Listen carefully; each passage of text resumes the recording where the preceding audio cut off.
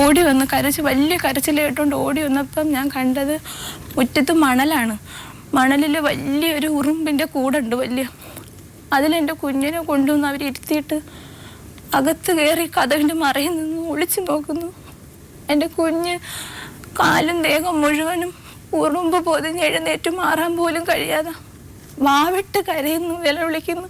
എണീറ്റ് മാറാൻ കഴിയാതെ എൻ്റെ കുഞ്ഞ് പിടയ്ക്കുന്ന കണ്ട് ഞാൻ ഓടിച്ചെന്ന് കോരിയെടുത്ത് അകത്തോടുകൂടിയപ്പോൾ ഞാൻ ചോദിച്ചു, എനിക്ക് കുഞ്ഞുങ്ങൾക്ക് കുറുക്കാൻ അത് നിൻ്റെ ഭർത്താവ് ചിലവിന് പൈസ ഈ മാസം അയച്ചില്ലല്ല, അതിന് താമസിക്കുന്നത് വിളിച്ച് ചോദിച്ചു പൈസ ഇതുവരെ അയക്കാത്തതെന്ന്. ഞാൻ ചേട്ടനോട് പൈസ കറക്റ്റ് അയക്കും. അപ്പം ഞാനത് കൃത്യമായിട്ട് അയക്കുന്നുണ്ടല്ലോ, മാസം ശമ്പളം കിട്ടിയ ഉടനെ പിന്നെ ഞാൻ താമസിപ്പിക്കത്തില്ല, അത് അപ്പോഴേ അയച്ചു കൊടുക്കും.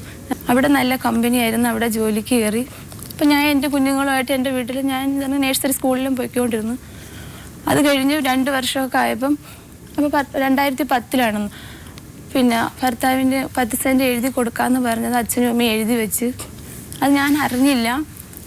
അതിനകം വെച്ച് ഭർത്താവ് എന്നോട് വിളിച്ചപ്പം ചേട്ടൻ പറഞ്ഞ് ഇതെനിക്ക് കുറച്ച് പൈസ ആവശ്യപ്പെട്ട് അങ്ങോട്ട് അയച്ചു കൊടുത്ത് പ്രമാണം എഴുതാനാണെന്ന് പറഞ്ഞ് ഞാൻ ലീവിന് നാട്ടിൽ വന്നു. വീട് വയ്ക്കുന്ന കാര്യം പറഞ്ഞ് എത്രയും വേഗം വീട് പണി തുടങ്ങാൻ പോവുകയാണ്, അതുകൊണ്ട് എത്രയും വേഗം നാട്ടിൽ വരുമെന്ന് പറഞ്ഞു. 2 വർഷമായപ്പം തന്നെ നാട്ടിൽ വന്നു.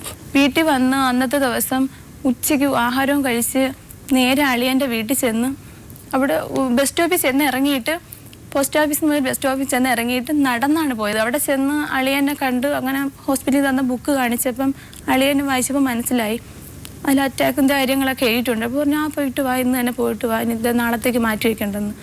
അങ്ങനെ അനുവാദം മേടിച്ചുകൊണ്ട് ഞാൻ ചേട്ടനെയും കൂട്ടി ഡോക്ടറെ വീട്ടിൽ ചെന്ന് ഡോക്ടർ ജേക്കബ് ജോർജ് സാർ നല്ല മനസ്സുള്ളൊരു സാറാണ്, സാറിനോട് എപ്പോഴും എനിക്ക് നന്ദിയുണ്ട്.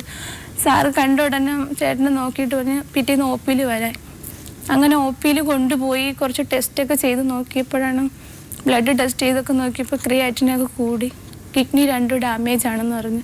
അപ്പോൾ ഡോക്ടർ പറഞ്ഞു കിഡ്നി 2 ഡാമേജ് ആണ്, അപ്പോൾ നമുക്ക് ഉടനെ മാറ്റി വെച്ചേ പറ്റുള്ളൂ. അപ്പോൾ രക്തബന്ധത്തിലുള്ള ഒരു കുടുംബത്തിൽ അച്ഛനെയോ അമ്മയോ സഹോദരിമാരെയോ കൂട്ടിക്കൊണ്ടുവരാൻ പറഞ്ഞു. ചേട്ടൻ പറഞ്ഞു അവരൊന്നും അങ്ങനെ നിൽക്കുമെന്ന് തോന്നി. അപ്പോൾ അതിനെന്താ ഞാൻ സംസാരിക്കാൻ, ഡോക്ടർ പറഞ്ഞു ഞാൻ സംസാരിക്കാൻ കൂട്ടിക്കൊണ്ടുവരാൻ പറഞ്ഞു. അന്ന് തന്നെ വീട്ടിൽ വന്ന് ഭയങ്കര കരച്ചിലായിരുന്നു. അങ്ങനെ അളിയാനും വന്ന് കാര്യം പറഞ്ഞ് ഹോസ്പിറ്റലിൽ വന്ന ദിവസം അവിടെ നിന്ന് വണ്ടി ഇരുന്നപ്പം തൊട്ട് കരച്ചിലായിരുന്നു, ഭയങ്കര കരച്ചിലായിരുന്നു. വീട്ടിൽ വന്നിട്ടും അച്ഛനടുത്തൊന്നും പറഞ്ഞില്ല, ചേട്ടൻ ഒന്നും പറഞ്ഞില്ല. അങ്ങനെ ചേട്ടൻ്റെ ഒരു കൂട്ടുകാരൻ തിരുവനന്തപുരത്തുള്ള മുരുകൻ എന്ന് പറഞ്ഞാൽ ആ കൂട്ടുകാരനെ വിളിച്ച് പറഞ്ഞു. ആ കൂട്ടുകാരൻ ഇവിടെ നാട്ടിൽ വന്നു, പിറ്റേന്ന് നാട്ടിൽ വന്നു. ഞങ്ങളപ്പോഴും ഹോസ്പിറ്റലിൽ പോയിട്ട് വീട്ടിലുണ്ട്. പിന്നെ ചേട്ടന് ബന്ധുക്കളെ കാണാൻ പോകും, എല്ലാ പ്രാവശ്യവും വന്ന ബന്ധുക്കളെ, അതിന് ചേട്ടൻ്റെ കുഞ്ഞമ്മമാരൊക്കെ ഉണ്ട്, അവരെ കാണാൻ പോയപ്പോൾ ഈ കൂട്ടുകാരൻ ചേട്ടൻ്റെ വീട്ടിൽ ചെന്ന് അച്ഛനും അമ്മയടുത്ത് കാര്യം പറഞ്ഞു, എനിക്ക് കിഡ്നി 2 ഡാമേജ് ആണ്, സുഖമില്ലാതെയാണ് നാട്ടിൽ വന്നേക്കുന്നത്. അപ്പോഴിത് അറിഞ്ഞെങ്കിലും അവർ പറഞ്ഞു ഹോസ്പിറ്റലിൽ പിന്നീട് പോയാലും മതി കുറച്ച് ദിവസം, പക്ഷേ കിഡ്നി ഡാമേജ് എന്ന് അറിഞ്ഞില്ലായിരുന്നു. അപ്പോൾ ഈ കൂട്ടുകാരൻ പറഞ്ഞപ്പം എങ്കിൽ ഞങ്ങൾ വേണ്ടുന്ന കണക്കൊക്കെ ചെയ്യാം, അത് നോക്കിക്കൊള്ളാം. അപ്പോൾ പറഞ്ഞു അവനെ കൈ ഒഴിയരുത്, ഇത്രയും വർഷം കിടന്ന് ഗൾഫിൽ കഷ്ടപ്പെട്ട് നിങ്ങൾക്ക് വേണ്ടിയിട്ടാണെന്ന് അറിയാമല്ലോ, അപ്പോൾ എത്രയും വേഗം ജീവൻ രക്ഷിക്കണം, അതുകൊണ്ട് എല്ലാവരും കൂടെ. അപ്പോഴും ആ കൂട്ടുകാരൻ്റെ അടുത്ത് നല്ല കാര്യം പറഞ്ഞു. അങ്ങനെ വഴിക്ക് വെച്ച് ഞങ്ങളെ ബസ് സ്റ്റോപ്പിൽ ചാത്തന് വെച്ച് ഇറങ്ങി ഞങ്ങളെ കണ്ട് എന്നിട്ട് പറഞ്ഞ് യാത്രയൊന്നും ചെയ്യരുത്. അപ്പോൾ ചേട്ടൻ നിർബന്ധം എല്ലാവരെയും പോയി കാണണമെന്ന്. അപ്പോൾ പറഞ്ഞ് അച്ഛനും അമ്മയുടെ അടുത്ത് പറഞ്ഞിട്ടുണ്ട്, സുനിൽ എന്നാലും ഒന്നും കൂടി പറയണം, നിൻ്റെ അവസ്ഥ അച്ഛനും അമ്മയുടെ അടുത്ത് തുറന്ന് പറയണ്ടേന്നും പറഞ്ഞ് ഉപദേശിച്ചൊക്കെ പോയത്.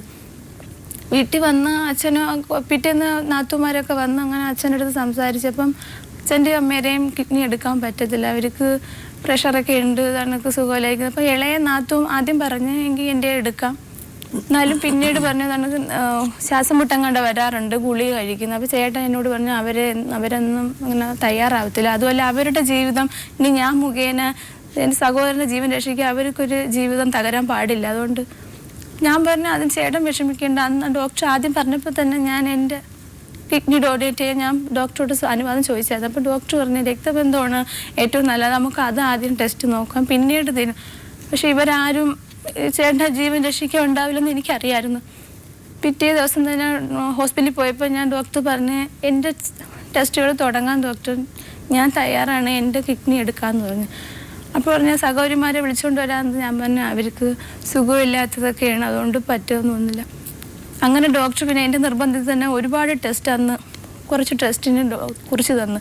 അതുകൊണ്ട് ഞാൻ ബ്ലഡ് ടെസ്റ്റ് ചെയ്യാൻ പോകുന്നത് ചേട്ടാ അതെല്ലാം കൂടി വാങ്ങി ചുരുട്ടി അങ്ങ് പോക്കറ്റ് വെച്ച് കളഞ്ഞു. എന്നിട്ട് പറഞ്ഞ് നിൻ്റെ തീരുമാനം ഒറ്റയ്ക്ക് എടുക്കാൻ പറ്റില്ല, നിൻ്റെ അച്ഛനും അമ്മയുടെയും എല്ലാവരെയും അനുവാദം കൂടിയിട്ടേ എനിക്കിത് എടുക്കാൻ പറ്റും, അതുപോലെ നിൻ്റെ അത് എടുക്കാൻ എനിക്ക് താല്പര്യമില്ലെന്ന് പറയും. എടുക്കാൻ പാടില്ലെന്നല്ലേ പറഞ്ഞു, രക്തബന്ധം അല്ലാത്തതുകൊണ്ട്. അല്ല, രക്തബന്ധുക്കൾ ആരും ഇല്ലെന്നുണ്ടെങ്കിൽ ഭാര്യയുടെ എടുക്കാം പറഞ്ഞോ. പക്ഷേ അത് ഇത് രക്തബന്ധം അല്ലാത്തതുകൊണ്ട് ഇത് ചേർന്ന് വരാൻ വേണ്ടിയിട്ട് ഇഞ്ചക്ഷൻ എടുക്കണം. അതിന് 1 ലക്ഷം എന്തോ ഇത് പൊരുത്തപ്പെട്ട് വരാൻ ഇഞ്ചക്ഷൻ എടുക്കേണ്ടി വരുമെന്ന് ഡോക്ടർ പറഞ്ഞായിരുന്നു.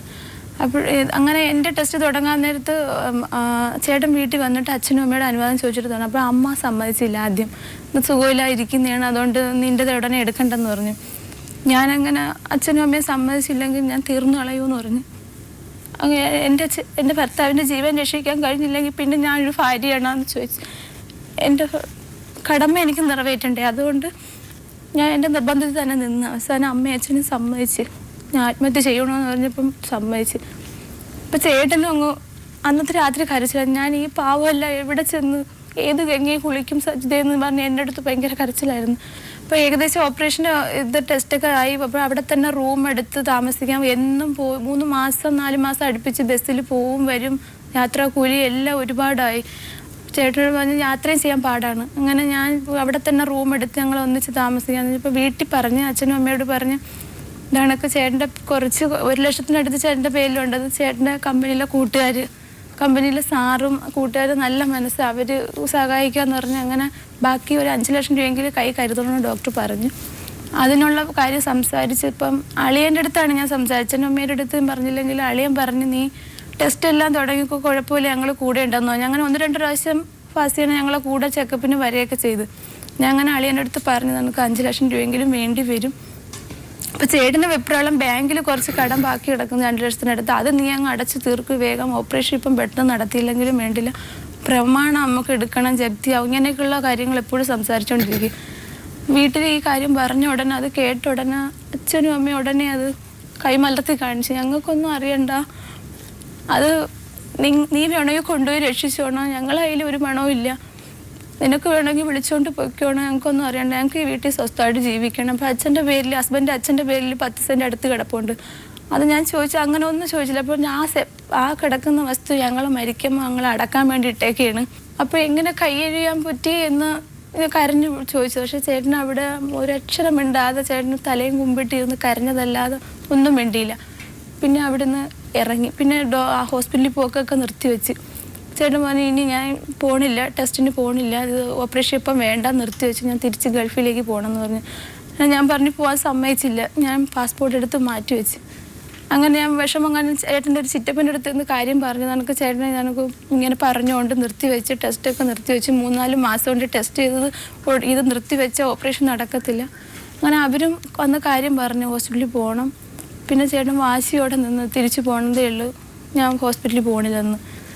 പിന്നെ അവിടെ നിന്ന് വീട്ടിൽ നിന്ന് ഇറങ്ങി. കുഞ്ഞുങ്ങളെ ഉപദ്രവിക്കാൻ വരെ ഹസ്ബൻഡിൻ്റെ അച്ഛൻ ഉപദ്രവം വരെ തുടങ്ങി. അത് ചേട്ടൻ്റെ മുമ്പിൽ വെച്ച് കാണിച്ചപ്പോൾ ചേട്ടൻ മനസ്സ് തകർന്ന് അങ്ങനെ വീട്ടിൽ നിന്ന് ഇറങ്ങി. എൻ്റെ വീട്ടിലായിരുന്നു 1 മാസം, എൻ്റെ കൂടെ എൻ്റെ വീട്ടിലായിരുന്നു. അവിടുന്ന് പിന്നെ ഞാൻ ഹോസ്പിറ്റലിൽ കൊണ്ടുപോകുമായിരുന്നു. ബാക്കി ടെസ്റ്റുകളൊക്കെ നടന്നു വന്നു. അതിൻ്റെ ഇടയ്ക്ക് വെച്ച് കമ്പനിയിൽ തിരിച്ചു പോയി.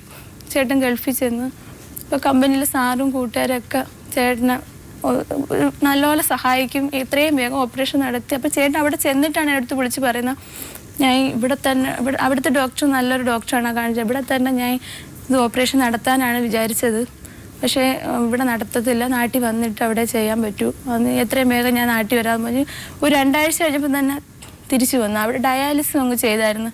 ഇവിടെ വെച്ച് തന്നെ ഞാൻ പിസ്റ്റുലയൊക്കെ ചെയ്തിട്ടാണ് പോയത്. അപ്പോൾ ഡയാലിസിസ് അങ്ങ് ചെയ്തു തുടങ്ങി. പിന്നെ ഹാർട്ടിന് ബ്ലോക്ക് ഉണ്ടായിരുന്നു.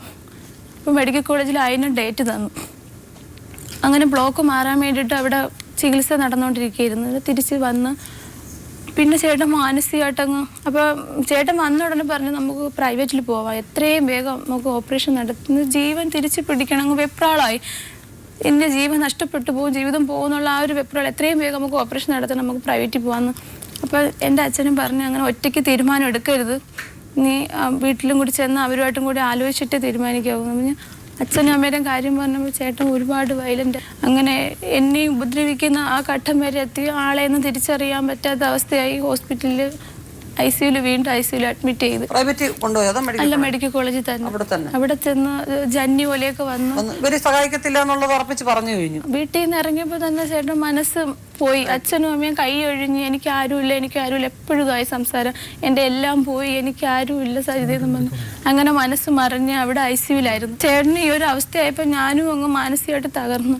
ചേട്ടനങ്ങ് ബഹളമായി, കട്ടിലിൽ നിന്ന് ഇറങ്ങി ഓടുകയും താഴെ വീഴുകയൊക്കെ ചെയ്ത്.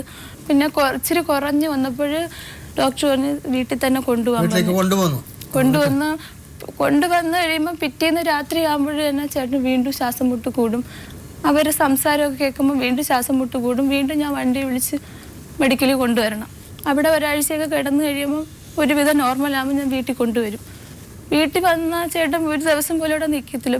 പിന്നും ശ്വാസം മുട്ട് കൂടുന്നു. വീണ്ടും അങ്ങനെ 2-3 പ്രാവശ്യം ആവർത്തിയായി. അപ്പോഴീ ചേട്ടൻ ശ്വാസം കിട്ടാതെ റൂമിലിടന്ന് വെപ്രാളം വിടുമ്പോൾ ഞാൻ അളിയനെ വിളിക്കും. അണ്ണ ഒന്ന് വണ്ടി വിളിച്ചുകൊണ്ട് പോവാ, ചേട്ടന് അസുഖം കൂടിക്കൊണ്ടു. അപ്പോഴും പറയും നിനക്ക് വേണമെങ്കിൽ കൊണ്ടുപോയിക്കോ, ഞങ്ങളെന്തോ വേണമെന്ന് പറഞ്ഞ് കൈ ഒഴിയും. അപ്പോൾ ആ ഒരു അവസ്ഥയിൽ എനിക്ക് അങ്ങ് തളർന്നു. ചേട്ടനെ ഞാൻ എങ്ങനെ രക്ഷിക്കും? ഒറ്റയ്ക്ക് അങ്ങനെ ഞാൻ എന്ത് പറയുന്നത്, ഞാൻ ഒറ്റയ്ക്ക് തന്നെയാണ് കൊണ്ടുപോയിട്ട് ഡോക്ടറെ അടുത്ത് കാര്യം പറഞ്ഞു. അങ്ങനെ ചേട്ടന് ഒരുവിധം നോർമലായി. അവിടെ തന്നെ ഹാർട്ടിന് ബ്ലോക്ക് മാറാൻ വേണ്ടിയിട്ട് ആൻജിയോ ചെയ്യാൻ സുനിത മാഡം തന്നെ അവിടെ അഡ്മിറ്റ് ചെയ്ത് ആൻജിയോഗ്രാം ചെയ്യാൻ വേണ്ടിയിട്ട് അവിടെ അന്ന് തന്നെ അഡ്മിറ്റ് ചെയ്യാൻ വാർഡിൽ വല്ല സ്ഥലമില്ലായിരുന്നെന്നും ചേട്ടൻ ഒരിടത്ത് ഇരുത്തിയിട്ടാണ് ഞാൻ ഓടി ഒരുപാട് കഷ്ടപ്പെട്ടതെന്ന്. പിന്നീട് അവിടെ 2-3 ദിവസം 2ൻ്റെ അന്ന് ആൻജിയോഗ്രാം ചെയ്ത്, പക്ഷെ ബ്ലോക്ക് മാറിയില്ല. അപ്പോൾ ഇത് ടെസ്റ്റുകൾ നടന്നുകൊണ്ടിരുന്നു. ചേട്ടനും അവിടെ അഡ്മിറ്റ് ചെയ്ത് ഡയാലിസും ചെയ്തിട്ടുണ്ട്. പക്ഷെ അപ്പോൾ ചേട്ടൻ്റെ കുഞ്ഞമ്മയാണ് എനിക്ക് ആകെ ഒരു ദിവസം 2 സഹായത്തിന് അവിടെ വന്നതും. ചേട്ടന് ഒരു അമ്മയുടെ സ്നേഹം കൊടുത്തു. കുഞ്ഞമ്മ മാത്രമാണ് ഇപ്പോഴും കുഞ്ഞമ്മയുടെ സഹായ സ്നേഹം ഉണ്ടും. വീണ്ടും ഞാൻ വീട്ടിൽ ഹാർട്ടിന് ബ്ലോക്ക് മാറാത്തതുകൊണ്ട് ഞാൻ ഒരാഴ്ച കഴിഞ്ഞ് അവിടെ അഡ്മിറ്റ് ചെയ്ത് അത് കഴിഞ്ഞ് വീട്ടിൽ കൊണ്ടുവന്നപ്പം മെഡിക്കൽ കോളേജിൽ ഇനി നടക്കൂല, ഹാർട്ടിന് ബ്ലോക്ക് മാറാത്തതുകൊണ്ട് ഡയാലിസിസ് ഇനി അവിടെ ട്രാൻസ്പ്ലാന്റ് നടക്കത്തില്ലെന്ന് പറഞ്ഞു ഡോക്ടർ. പിന്നെ വീട്ടിൽ വന്നപ്പോൾ ചേട്ടനും അങ്ങ് തളർന്നു. അപ്പോൾ വേറൊരു പയ്യൻ മുഖേന വേറൊരു ഹോസ്പിറ്റലിൽ പ്രൈവറ്റിൽ അവിടെ നടത്തും. ഈ ആൻജിയോഗ്രാം ഇത് ഹാർട്ടിൻ്റെ ബ്ലോക്കൊക്കെ മാറ്റിയിട്ട് നമുക്ക് ട്രാൻസ്പ്ലാന്റ് എല്ലാ കാര്യങ്ങളും പെട്ടെന്ന് നടക്കും. അങ്ങനെ ആ ഡോക്ടർ നമ്പർ മേടിച്ച് അങ്ങനെ വീട്ടിൽ നിന്ന് തന്നെ വിളിച്ച് പറഞ്ഞ് പിറ്റേന്ന് അവിടെ പോകാമെന്ന് പറഞ്ഞിരുന്നു. അപ്പോഴമ്മ അത് കേട്ടപ്പം പറഞ്ഞ് അമ്മ ഒരുമാതിരി സംസാരിച്ചപ്പോൾ ഇനി ഇതിനാ കൊണ്ടുപോകണത്, അവൾക്ക് എന്തിനാണോ എന്തോ ഇങ്ങനെ കൊണ്ടുപോടുന്നതെന്നും പറഞ്ഞ് അമ്മ പറഞ്ഞത് ചേട്ടൻ കേൾക്കുകയും ചെയ്തു. അപ്പോൾ അടുത്തുള്ള ഒരു അസൂര്യം വന്നപ്പോഴും ചേട്ടൻ പറഞ്ഞു ഇത്രയും വർഷമായിട്ട് ഞാൻ കഷ്ടപ്പെട്ട് അച്ഛനും അമ്മയ്ക്ക് വേണ്ടി ജീവിച്ചിട്ട് എൻ്റെ അടുത്ത് ഒരു വാക്കുപോലെ എനിക്കൊരു സ്നേഹം അവർ തരുന്നു. ഒരു ഗ്ലാസ് ചായ വെള്ളം മേടിക്കാൻ പോലും ഹോസ്പിറ്റലിൽ അവരാരും വന്ന് സഹായിച്ചിട്ടില്ല മാഡം. എന്നിട്ട് എൻ്റെ ചേട്ടനെ ഞാൻ എങ്ങനെ രക്ഷിക്കാൻ നോക്കിയിട്ട് മാനസികമായിട്ട് തറന്നു. അന്ന് രാത്രി എൻ്റെ ചേട്ടൻ ആ മുറിയിൽ എന്നോട് ചാരിയിരുന്ന് കൂട്ടുകാരെ വിളിക്കണമെന്ന് പറഞ്ഞ് ഹെൽപ്പില്ല. അങ്ങനെ കൂട്ടുകാരനെ വിളിച്ച് സംസാരിച്ച് അവർ പറഞ്ഞ് സമാധാനമായിട്ടിരുന്ന് ഞങ്ങളുണ്ട് കൂടെ, നമുക്ക് ഏത് ഹോസ്പിറ്റലിൽ അമൃത ഹോസ്പിറ്റലിൽ എറണാകുളം അവിടെ വിളിച്ച് എല്ലാം ശരിയാക്കി തരാം, അവിടെ പോകാമെന്നും പറഞ്ഞ് അന്നത്തെ രാത്രി എല്ലാം ശരിയാക്കി കിടന്നതാ. ഇച്ചിരി നേരം കിടന്നില്ല, പെട്ടെന്ന് ശ്വാസം മുട്ട് കൂടി.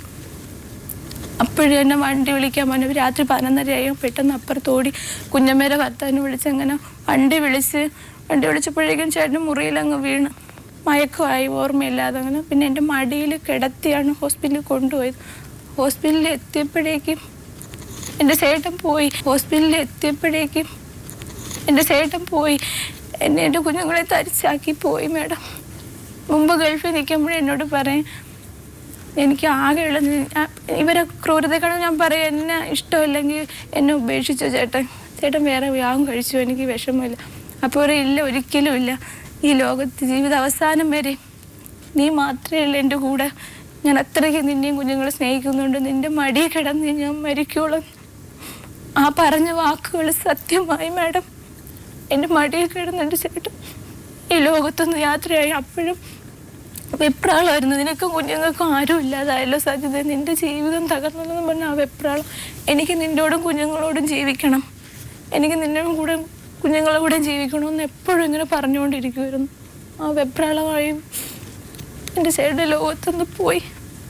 പക്ഷേ എന്നിട്ടും അവരുടെ ക്രൂരതകൾ ഇതുവരെ മാറുന്നില്ല മാഡം. അതിനുശേഷം 16-ൻ്റെ അന്ന് അവിടെ നിന്ന് ഇറങ്ങിയതാണ്. പിന്നെ എൻ്റെ കുഞ്ഞുങ്ങളെ എന്നെ അവിടെ കയറാൻ ആ വീട്ടിൽ ജീവിക്കാൻ അവർ അനുവദിക്കുന്നില്ല. കുട്ടികൾക്ക് ഇപ്പൊ എത്ര വയസ്സുണ്ട്? മൂത്ത മോനിപ്പോൾ 13 വയസ്സ്, ഇളയ 11 വയസ്സായി. ഹസ്ബൻഡിന്റെ പേരിൽ ഇപ്പം ലോൺ അടച്ച് തീർന്നു, കുറച്ച് പൈസയും കൂടിയുള്ളു.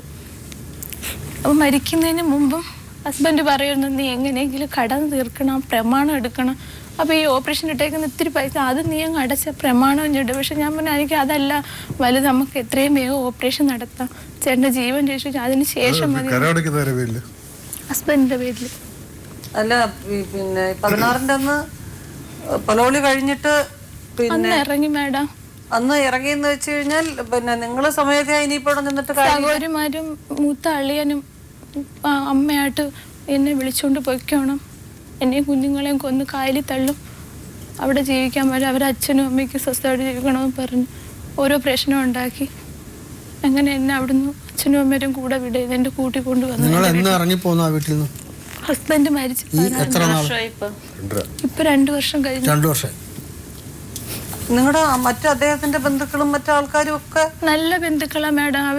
അവരാരും ഇതിനൊരു ചോദിച്ച് ചിറ്റപ്പൻ, ഭർത്താവിന്റെ ചിറ്റപ്പൻ ഞാൻ ചെന്ന് സങ്കടം പറഞ്ഞത്, ചേട്ടന് അവിടുന്ന് സുഖമില്ലാതെ ഇറക്കി വിട്ടപ്പോഴും ഞാൻ ചെന്ന് ചിറ്റപ്പൻ, പക്ഷെ ചിറ്റപ്പൻ ആർമിയിലായിരുന്നു. ചിറ്റപ്പന് ഞാൻ എങ്ങനെ പറയുന്നത്, അവരുടെ അടുത്തൊക്കെ പറയാനല്ലേ പറ്റൂ. പക്ഷെ അവരുടെ മനസ്സിൽ തോന്നണ്ടേ, മനസ്സിൽ നന്മയെന്നുള്ള ഇതുണ്ടെങ്കിലല്ലേ നമുക്ക്. എന്തിനാ ഈ ക്രൂരത ചെയ്യുന്നതെന്ന് അറിയത്തില്ല. പണത്തിനും സമ്പത്തിനും വേണ്ടി ഇത്രയും ക്രൂരത ചെയ്യുന്ന ഇവരറിയുന്നോ? ഈശ്വരൻ തന്ന നമ്മുടെ ഈ ജീവിതം കൊണ്ട് നമ്മളെ ഈ അമ്മയ്ക്ക് 65 വയസ്സ്, അച്ഛന് 75 വയസ്സ്. നാത്തൂമാര് വരുന്നുണ്ട്. 10 സെന്റ് സ്ഥലമല്ല, വേറെ സ്ഥലമുണ്ടോ? 10 സെന്റ് ഉണ്ട്. വേറെ സ്ഥലമുണ്ടോ? ചേർന്ന് അടുത്ത് 10 സെന്റ് കിടക്കുന്നുണ്ട്. അവിടെ വീടില്ല. ഈ ഒരു വീടാ പണിത് അല്ലേ?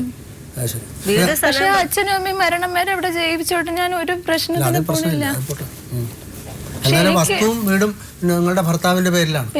അപ്പൊ ഭർത്താവ് മരിച്ചു പോയിരിക്കുന്ന അവകാശം ആർക്ക് കിട്ടും എന്നുള്ളതല്ലേ പ്രശ്നം. ഇനി കുറച്ച് പൈസയും കൂടി ഇത് 1 ലക്ഷം രൂപ ഹസ്ബൻഡ് മരണപ്പെട്ടപ്പോ ഇൻഷുറൻസ് ബാങ്കിൽ അങ്ങനെ എന്തായാലും ആ അച്ഛനും അമ്മയ്ക്കും അതിൽ അവകാശം ഉണ്ടോ? ഇല്ലല്ലോ. ആ 10 സെന്റിലും വീടിലും അച്ഛനും അമ്മയ്ക്കും അവകാശം ഇല്ല. അല്ല, അതല്ല, ഈ വീടിരിക്കുന്ന സ്ഥലം ഭർത്താവിന്റെ അല്ലേ? ലാൻഡ് ടാക്സ് കൊടുക്കുന്ന, വില്ലേജ് ഓഫീസ് കൊടുക്കുന്ന, കര അടച്ചുകൊടുക്കുന്ന ഭർത്താവിന്റെ പേരിലാണ്. ഭർത്താവിന്റെ പേരിലാണ് വീട് അല്ലേ? അവരവിടെ താമസിക്കുന്നത് മാത്രമേ ഉള്ളൂ, അത്രയല്ലേ ഉള്ളൂ. അപ്പൊ എന്താ അവകാശം നിങ്ങൾ തന്നെയാണല്ലോ, നിങ്ങളും നിങ്ങളുടെ പിന്നെ 2 മക്കളും. കോടതിയിലും മീഡിയേഷനെ വിളിച്ച്, കോടതി പോട്ടെ, ഈ കാര്യം അങ്ങനെയാണല്ലോ. കോടതിയിൽ മീഡിയേഷനെ വിളിക്കാൻ കാര്യം കോടതിയിൽ കേസ് കൊടുത്തേക്ക്. അപ്പൊ ആദ്യം അവരാണ് കൊടുത്തത്. ബാങ്ക് കൊടുത്തോ? അല്ല, ഹസ്ബൻഡിന്റെ അച്ഛനും അമ്മയും കൊടുത്തു. ബാങ്കിൽ ഇരിക്കുന്ന പ്രമാണം അവർക്ക് വേണമെന്നും പറഞ്ഞു. അപ്പോഴും മീഡിയേഷനെ വിളിച്ചപ്പോഴും സാറ് നല്ലപോലെ സംസാരിച്ചിട്ട് അവർ ഒന്നിനും വഴങ്ങുന്നില്ല. ഇപ്പൊ പ്രമാണം അവർക്ക് വേണം, ഞാനും കുഞ്ഞുങ്ങളും അവര് മരിച്ചതിന് ശേഷം വേണമെങ്കിൽ അവിടെ വന്ന് താമസിച്ചോളൂ.